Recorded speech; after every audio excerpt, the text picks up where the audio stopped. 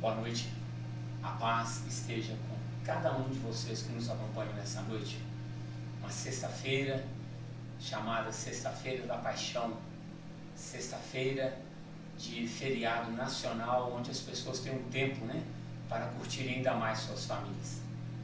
Queridos, é uma honra e um prazer podermos trazer a mensagem do Senhor para esse dia. E dentro da visão do Eu Sou, que eu venho pregando, segundo a motivação e revelação do Espírito Santo, eu quero te falar sobre Jesus, o verdadeiro e bom pastor. Jesus, ele é tão maravilhoso que ele deu a sua vida pelas ovelhas, as suas ovelhas. Ele se entregou até a morte, e morte de cruz, que é uma morte, segundo a ciência, terrível, porque a pessoa não morre, porque esvaiu-se o sangue apenas. O sangue vai esvaindo pelas mãos, pelos pés, vai se esvaindo pelos ferimentos que foram ocasionados na antecipação da sua morte, da sua crucificação, e os nervos vão se arrebentando, vão se dilacerando, a própria carne vai se rasgando, com o peso do corpo, à medida que o corpo enfraquece, porque comumente se diz, ossos pesam. Então a morte do Senhor Jesus foi terrível. Já seria horrível se fosse uma morte de um ser humano apenas, mas sobre ele estavam os meus, os seus, os nossos pecados, o que trazia a ele uma dor e um sofrimento alucinante. Mas ele teve amor, e amou de tal maneira até o último instante, até o instante da sua morte, e com glória infinita Deus o recebeu diante de si. Por quê? Porque ele cumpriu todo o seu chamado, e isso é muito importante. Vamos ver os acontecimentos nesse dia que eu vejo como o dia das trevas, porque houve um tempo em que o Senhor Jesus, ele falou claramente que ele havia ministrado a palavra publicamente em todo o tempo, que eles nunca o haviam surpreendido ou atacado numa palavra errada, numa palavra enganosa. Pegaram várias das suas parábolas, dos seus ensinamentos para confrontá-lo, mas nenhum deles provou coisa alguma. Ele participou de um julgamento enganoso, falso. E ali o Senhor diz: hoje é o dia de vocês, é o dia das trevas. Então vamos ver isso. A trama para matar Jesus. Você quer me acompanhar? Mateus capítulo 26. Não dá para ler tudo, não dá para falar sobre todo o assunto, mas alguma coisa para nós termos um conhecimento da situação. Mateus 26, Jesus declarou nos versículos 2 a 5, que o Espírito Santo de Deus fale conosco. Como sabeis, daqui a 2 dias, então era terça ou quarta-feira, a Páscoa, então era quarta-feira, será celebrado, e o Filho do Homem, falava de si mesmo, será entregue para ser crucificado. Enquanto isso, os chefes dos sacerdotes e os anciãos do povo se reuniram no palácio do sumo sacerdote, cujo nome era Caifás, e fizeram um acordo para prender Jesus por meio de traição e matá-lo.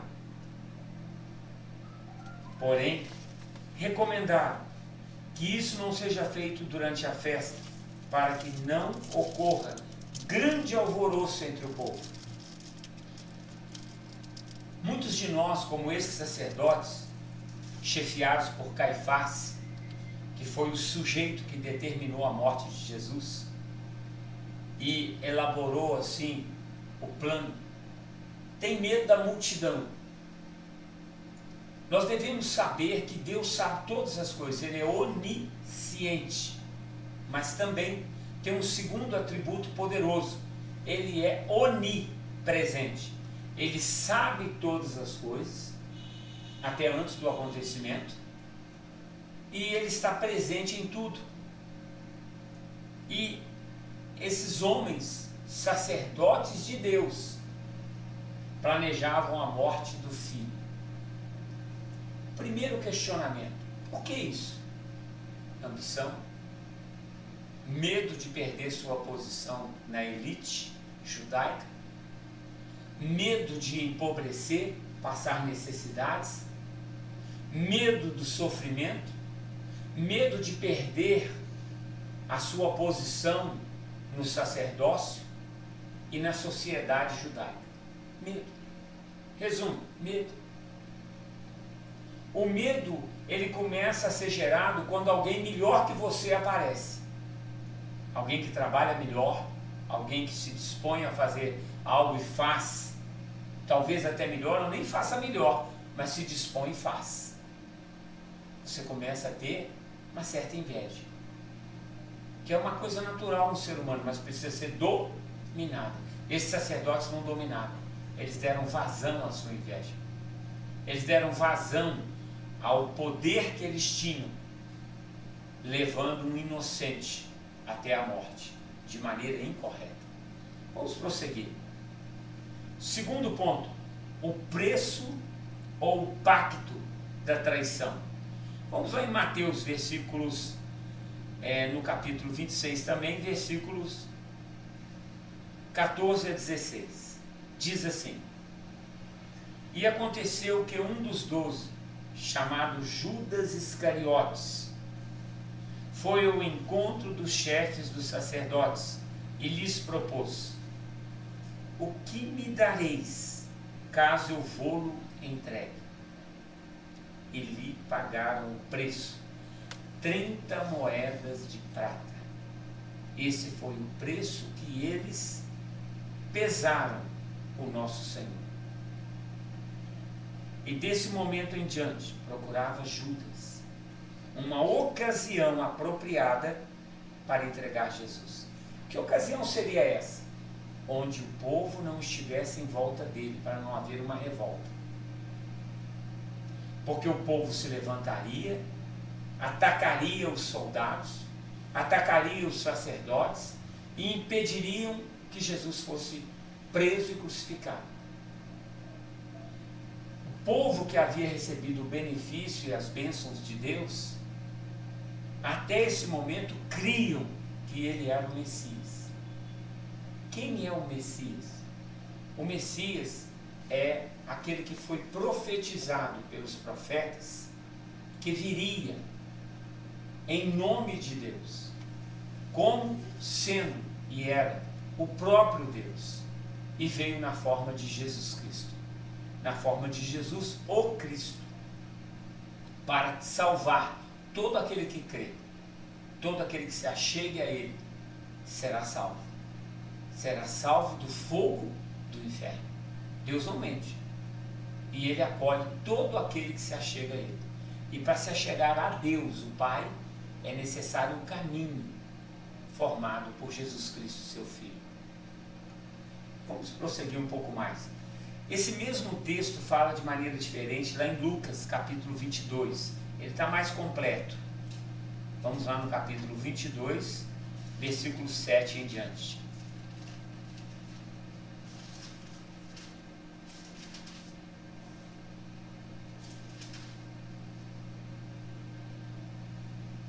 Finalmente, chegou o dia dos pães sem fermento. É o mesmo momento do dia da Páscoa. A festividade é a mesma. No qual devia ser sacrificado o cordeiro pascal. Lá no Velho Testamento, em Êxodo 12, nós vamos ver que foi escolhido um cordeiro sem manchas, sem defeitos, e apresentado a Deus em sacrifício, comido pela família, e o sangue passado nas vergas superior, esquerda e direita, aonde o anjo da morte vinha, olhava e passava direto, e não atacava aquela família e não matava ninguém. Por isso o povo de Israel foi poupado, enquanto o povo do Egito foi atingido na morte de seus primogênitos. até os animais. Então, o Cordeiro Pascal é muito importante. Quem é o Cordeiro Pascal do nosso tempo? Porque nós não temos mais essa necessidade de sacrifício de animais. Foi exatamente o Filho de Deus. Ele é o único que não pecou. Nunca pecou. Não há como provar que ele pecou. Os homens fizeram até filmes para difamar o nome dele. Mas não se preocupe. Cada um dará conta de si em dado momento. Porque todo homem se apresentará ao Senhor. Dobrará os seus joelhos quando vir a sua glória. E ali vai ter que declarar: o Senhor é Deus. Além disso, haverá uma separação entre ovelhas e bodes. Haverá um julgamento. E nesse julgamento ninguém escapa. Porque ao homem cabe nascer, viver e morrer. Uma só vez. Uma só vez. Isso acaba com qualquer outra teoria religiosa. E depois disso, o julgamento. O juízo. Então é melhor que você tenha um advogado bom. Porque esse mesmo Cordeiro Pascal é o grande advogado que nós precisamos. Porque naquele grande dia nós não vamos ter motivação para responder. Nós não vamos ter palavras para justificar os pecados que nós cometemos. Nós não vamos conseguir enganar a Deus com eloquência, com disfarces, com semblante contraído ou não. Será a verdade contra a mentira que eu e você vivemos longos anos da nossa vida. Para isso, nós temos que nos livrar. E o único que nos livra é o Senhor Jesus. O verdadeiro e único Cordeiro Pascal. O advogado que vai estar e já está diante do Pai 24 horas por dia advogando a nossa causa. Recebe Jesus. Aceita o sangue que foi derramado sobre a cruz, sobre você.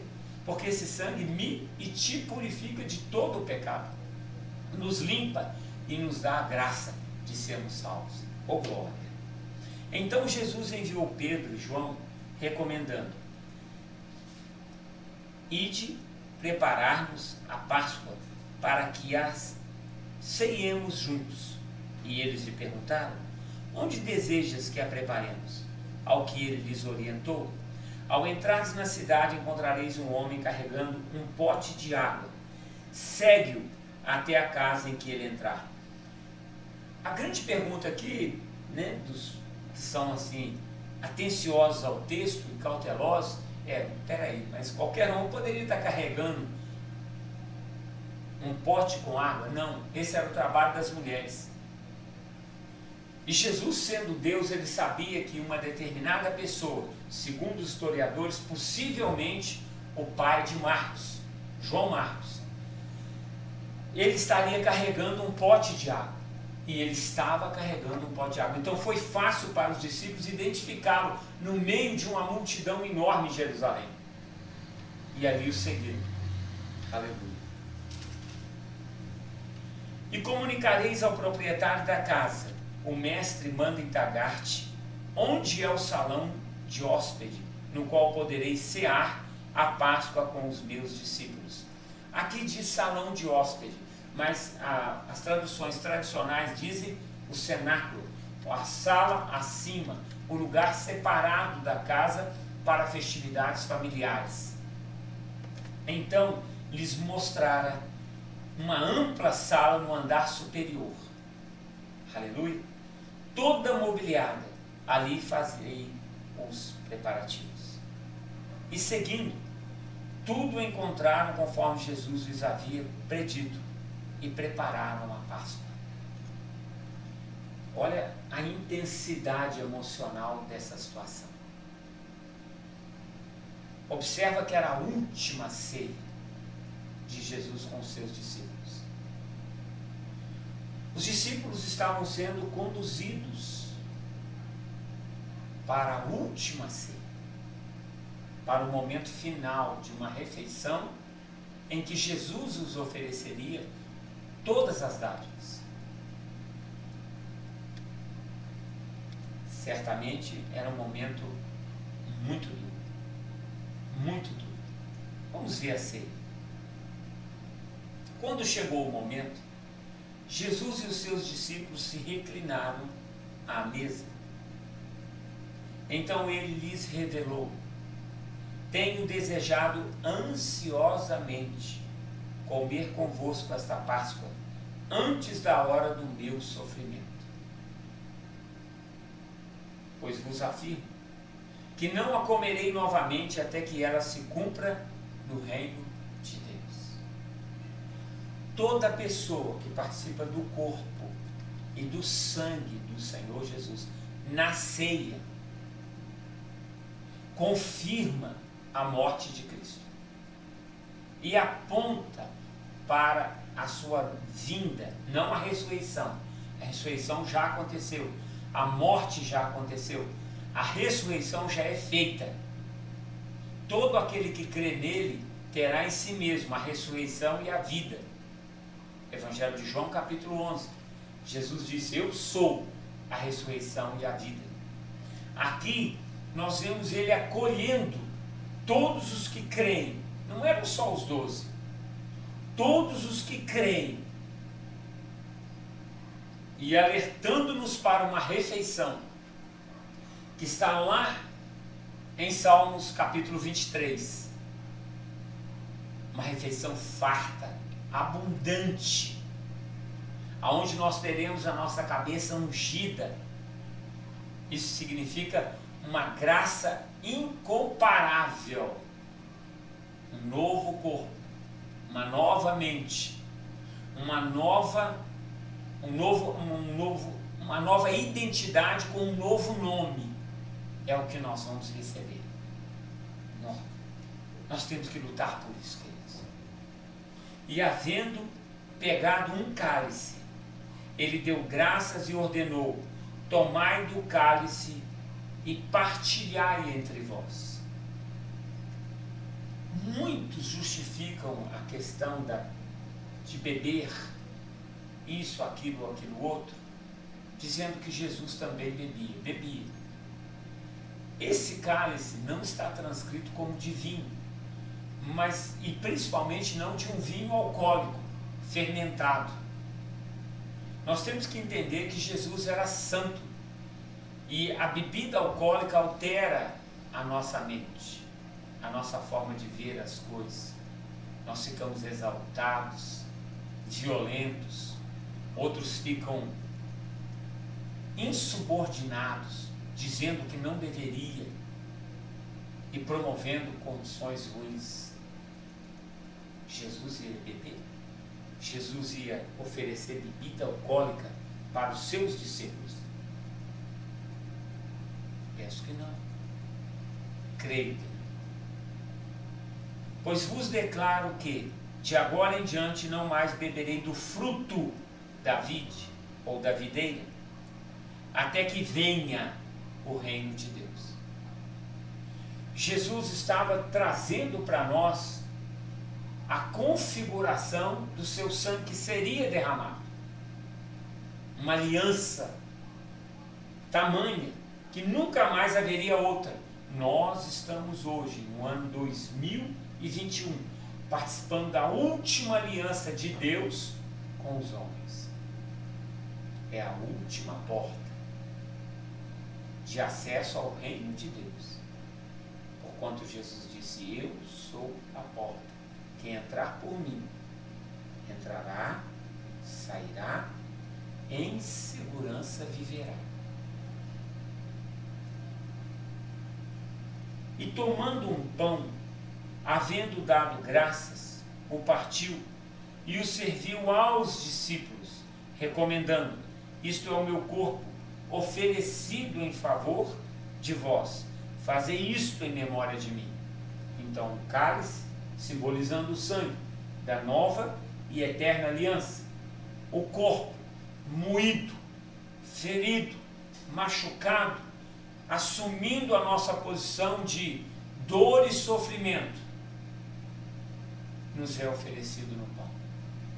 Tomai desse cálice, comei desse pão, sempre que vos reunires em meu nome, disse o Senhor.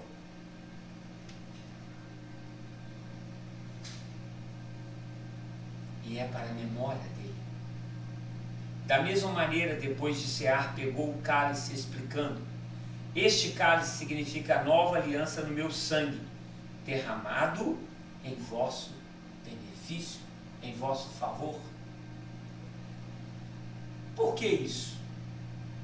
Porque Jesus, segundo o Evangelho de João, capítulo 10, versículos 17 e 18, nos dizem claramente que Jesus tinha poder de tomar a sua vida e dá-la por amor em favor de nós. Porquanto o Pai o amava de tal maneira e ele era obediente com tanta sinceridade que o Pai permitiu que ele desse a sua vida por amor de muitos. Na verdade, deveria ser por amor de todos, mas muitos resistem à verdade, assumindo a posição de Pilatos. Mas o que é a verdade? Perguntando, questionando sempre e não se permitindo ver nem os sinais e as maravilhas que há 2021 anos são realizados pelo próprio Senhor Jesus e por todos os seus discípulos até os dias de hoje. E todos esses sinais e maravilhas de cura, de libertação, transformação de vida, aconselhamentos, queridos, todas as profecias que foram cumpridas até o momento, provindas de quê? De fé. Do ânimo da fé, de crer. Mas o muito questionar nos afasta, nos esfria e retira de nós o amor, colocando uma situação perigosíssima, que é a razão. E pela razão ninguém será salvo. O nosso culto não é razão. O nosso culto é espiritual. É mover de fé. Importa que aqueles que adorem o Senhor o adorem por fé, em espírito e em verdade, através da fé.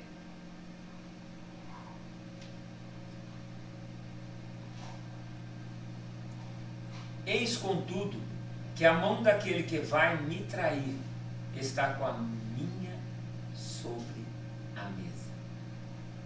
Jesus falava de um homem chamado Judas Iscariotes, que permitiu uma situação que nós devemos impedir, vigiando e orando.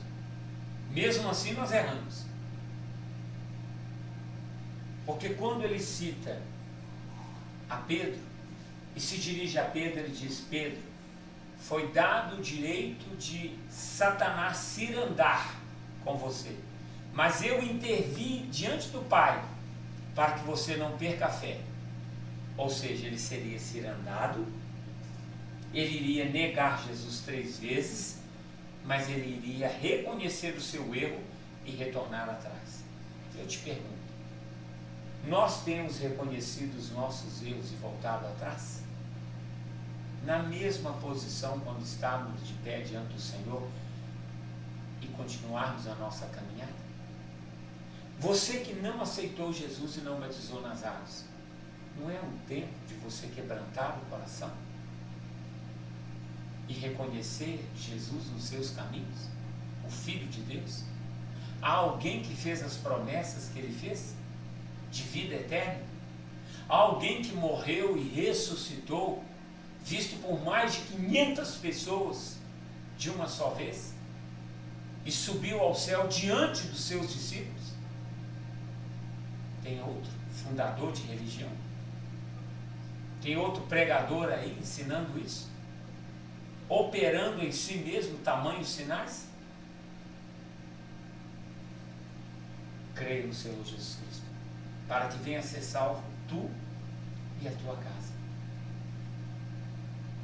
Porque todo dia é dia de salvação. O Filho do Homem certamente vai. Então ele está alegando que agora o inimigo, o Satanás, que estava no oculto, que estava numa posição de defensiva, aliás, uma posição defensiva, só observando os fatos, minando daqui e ali, mas sutilmente, agora ele se levanta e acha um corpo para habitar. E é o corpo de Judas Iscariotes, seguidor do Senhor Jesus, que veio agora incitar o ódio, a ira, veio me incitar à guerra, veio me incitar para ver se alguma coisa mais forte acontecia, a troco de 30 moedas de prata. Mas haviam ideias políticas na cabeça de Judas. Nós não podemos também entender que é só pelas 30 moedas. Jesus era um cara que estava ali escutando, aliás, Judas era um cara que estava ali escutando há 3 anos e meio, e a fé dele ainda não estava firme. Como vai a minha? Eu me pergunto, como vai também a sua fé? Pergunte-se a si mesmo. Todavia, ai daquele por intermédio de quem ele estará sendo traído. A partir de então começaram a questionar entre si quem seria, dentre eles, o que estava para fazer isso. Houve uma confusão. Seguindo o plano, Jesus agora é preso e levado a julgamento. Lucas capítulo 22, versículos 7 a 23, eu te mostrei isso. Essa situação tão delicada e complicada desse caminho. Mas vamos no versículo 39. E retirando-se, seguiu como de costume para o Monte das Oliveiras, porque ali é que o teatro de todas as coisas iria acontecer. E os discípulos o acompanharam. Vamos direto no versículo 40. Chegando ao lugar, Jesus lhes instruiu: orai, para que não venhais a cair em tentação. Mesmo assim, Pedro se deixou levar pela violência, mas se reteve na autoridade de Jesus sobre ele. Nós não devemos procurar resolver as coisas na marra, empunhando armas, na vingança. Nós não devemos guardar o ódio. Nós não devemos estar apontando para aquele que fez o mal contra nós. Devemos estar lutando contra o mal que foi feito, para sair do nosso coração. Porque a raiz de amargura, uma vez instalada, ela me elimina do reino de Deus. Ela impede as bênçãos de Deus de fluir da minha vida. E Jesus estava dando uma grande lição naquele momento aos seus discípulos. Não tendo uma reação violenta, mas aceitando as ações da lei, ainda que fossem corruptas. Porque tudo o que os judeus queriam, os judeus sacerdotes, eram matar Jesus. Porque Jesus se fazia igual ao Pai. E a lei lá em Levítico dizia que quem fizesse isso seria digno de morte. Mas ele era o Messias. Ele não podia mentir sobre quem ele era. Havia uma missão a ser realizada. Versículo 47 ao 53 diz assim: enquanto ele ainda falava, chegou uma multidão seguindo a Judas. Só que é uma multidão comprada, uma multidão negociada, uma multidão que estava debaixo da autoridade dos sacerdotes. Essa multidão seguia Judas, um dos 12. Ele se aproximou de Jesus para saudá-lo com um beijo. É um ósculo santo, um beijo santo. É a forma deles se cumprimentarem. Jesus, no entanto, lhe arguiu, lhe perguntou: Judas, por meio de um ósculo, meu Deus, estás traindo o Filho do Homem? Ao perceberem o que se sucederia, os que estavam com Jesus lhe propuseram: Senhor, devemos atacá-los à espada? E um deles, Pedro, feriu o servo do sumo sacerdote, decepando-lhe a orelha direita. Contudo, Jesus interveio e ordenou: deixai-os, basta. E tocando a orelha do homem, ele o curou. Então, voltando Jesus para os chefes dos sacerdotes, os oficiais da guarda do templo e os líderes do povo que haviam chegado para prendê-lo, inquiriu-lhes: viestes contra mim com espadas e varas, como se eu estivesse liderando uma rebelião? Porque a palavra de Deus é muito clara. E ela diz que ao rebelde, a bênção não vai alcançar. O rebelde não terá a proteção de Deus. O rebelde talvez tenha até um tempo para deixar de ser rebelde, mas será tratado pelo próprio Deus. E o Senhor não anseia por guerras humanas, armas que nós construímos. As nossas armas são espirituais. São a vigilância, a oração, o jejum, são a pregação do Evangelho, o ID, a intercessão pelos necessitados, a oração pelos necessitados, são as nossas armas. O afastarmos do mal continuamente, resistirmos à soberba, ao orgulho, à arrogância, até mesmo à liderança, que não é proposta por Deus. Porque segundo o propósito de Deus, o verdadeiro líder é o que serve a todos. E se o líder não serve, ele não é um líder segundo o propósito do Senhor. Ele é um líder segundo a argumentação humana. Ele é privilegiado em todas as coisas, mas ele nunca dá o privilégio. Todos os dias eu estive convosco no templo, e não estendestes as mãos contra mim. Contudo, esta é a vossa hora, quando as trevas dominam. Por isso eu disse, o dia das trevas. Hoje é um dia de trevas. Hoje é um dia de raciocinar. Hoje não deveria ser um dia apenas religioso, um feriado para dar um passeio na praia, na fazenda, no sítio, na chácara. Não deveria ser só um dia para nós termos comunhão com a família. Ela foi dada por Deus e é correta. Além disso, deveria ser um dia de um momento de reflexão.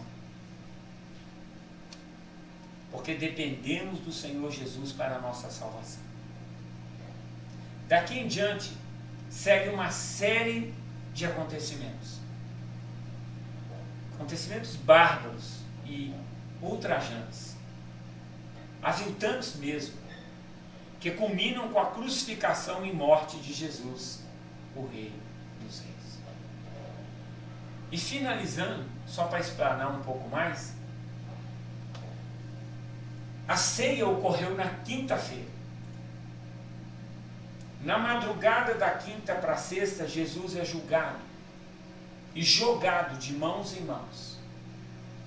Porque os judeus podiam identificar, segundo eles, alguém que estava contrário às argumentações legais que eles tinham e usavam da própria Bíblia Sagrada.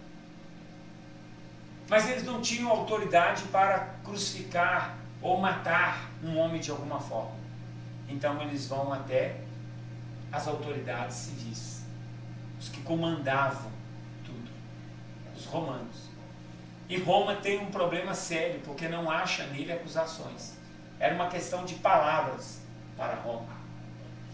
Até que, mais uma vez, interessantemente, o medo dos sacerdotes é colocado no coração de um romano, de Pilatos. E ele, por temer a questão de César como rei, para satisfazer a multidão que os sacerdotes haviam comprado, ele leva Jesus à crucificação. Na verdade, todos eles foram instrumentos de Deus, para a glória de Deus, porque a morte não venceu o Criador da vida. Repito que lá em João 10, versículos 17 e 18, ele esclarece: eu sou amado do meu Pai, e eu amo tanto as minhas ovelhas, que eu vou dar a minha vida por elas. Mas eu tenho poder para dá-la, e tenho poder para tomá-la novamente. E esse poder foi me dado pelo meu Pai. Ele falou e ele provou. Tem alguém maior? Tem alguém melhor? Eu não tenho compreensão disso. Por isso creia no nome, sobre todo o nome, o nome desse que ressuscitou e entrou no reino de Deus primeiro, sendo Ele a primícia de todos nós. Porque todo aquele que crê viverá e não morrerá eternamente. Que Deus possa nos abençoar nesse grande dia, até mesmo nesse dia de trevas, com a luz do conhecimento. Amém? Quero apresentar agora a água. Espero que você já tenha preparado. Se não, no tempo correto, prepare. Eu tive um testemunho lindo de uma pessoa que assistiu a live na quinta-feira, a live de quarta-feira. E ao assisti-la, ele estava falando do louvor que inicia, como tocou o coração dele, como a palavra abriu o entendimento dele de maneira sobrenatural para a questão de Jesus ser a porta de acesso ao reino de Deus. E por último, estava falando de uma enfermidade que estava com ela, e ao tomar da água recebeu a cura. Isso foi ontem mesmo. Então vamos crer, não por mim, mas pelo nome de Jesus. Pai, nesse momento eu te apresento a água como ponto de contato para a cura do físico, do emocional, do sentimental, para a libertação das prisões espirituais que infelizmente estão na nossa vida. Traz a paz, Senhor, a paz que só o Senhor pode nos dar, na autoridade e no poder do nome de Jesus. Quem crê, tome da água.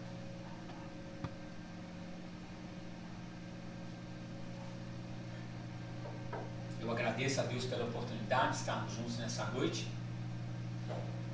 Quero dizer a todos os que congregam comigo na quadrangular São Dimas, em Conselheiro Lafayette, que nós teremos a Santa Ceia do Senhor.